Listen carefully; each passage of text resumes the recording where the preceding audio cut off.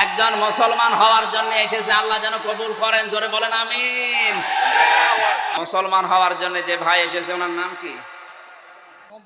নন্দন। ওনার নাম নন্দন। ওনারা আমরা একটা নাম পছন্দ করে দিলাম, নাম নন্দন থেকে আজকে পরিবর্তন করে রাখলাম। কি কোনো নাম আছে পছন্দ করা নাম আছে?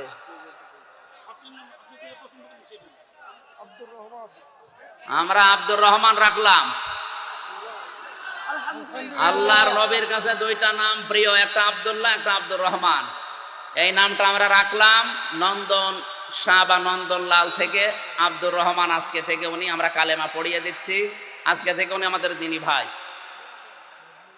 বিসমিল্লাহির রহমানির রহিম। লা ইলাহা ইল্লাল্লাহু মুহাম্মাদুর রাসূলুল্লাহ।